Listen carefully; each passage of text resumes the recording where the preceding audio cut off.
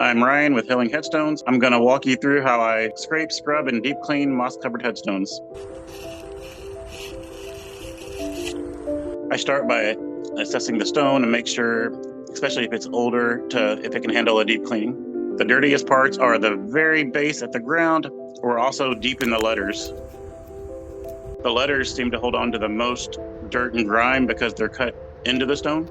Most of the newer stones are made of either marble or granite.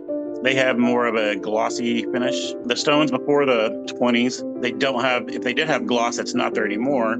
So I think that's why they get stained way worse and it's way deeper into the stone. The first thing I do is spray down the stone with water to make the moss removal easier. I use a hand pump sprayer to wet the headstones and also to spray them off.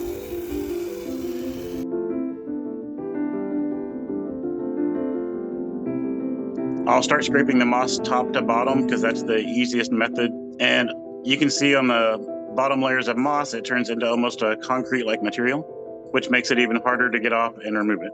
I use a special scraper. It's kind of the plastic and rubber feel at the same time. So it's made for headstones. I'll use the corner of the scraper to get into the small crevices and remove any other debris. Now, when you're using the scraper, you have to be careful of the condition of the stone. Some of them, they can have what's called sugaring, where it's almost as you touch it, it'll turn into a powder. The same thing with cracks and the same thing with stability. With a scraper, you're not really trying to get all the moss, you're just trying to get the top layer off without damaging the stone. You want to remove as much moss as possible so it's easier when you start scrubbing the stone. The black is mold and moss kind of build up. It can also be green. Sometimes you'll see orange, but that's more, they have the metal rods holding the stone, and that's where water's gotten on the inside, and the rust starts to run out, and that can stain them as well. Sometimes you can scrape the moss off, and you can find mold underneath, which has stained it black or green into the stone. I'd say the moss on this stone has been built up for minimum 5 years. Environment and climate can both have an effect on the growth that's on the stone. The finish of the stone can affect kind of how much grows on it, what grows on it. The rougher finishes can hold water and it holds algae and stuff that builds up, which kind of just eventually will take over the stone. With a smooth surface, even like the rain can wash away the growth or anything. It starts to build up there before it ever takes a hold.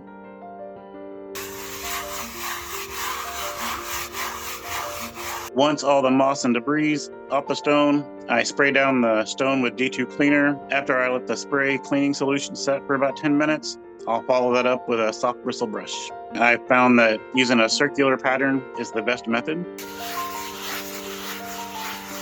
The technique can vary depending on the stone design and the engravings on the front of the stone. I'll sometimes use a toothbrush to get down into the smaller crevices. It just helps to more thoroughly get all the debris and things out of the small places. I'll use a wooden pick to go inside the letters and some of the engraving if it's a deep, small area that the brush can't really get into. To get it back to its original state or as close as you can, sometimes you have to do certain parts of the process over and over.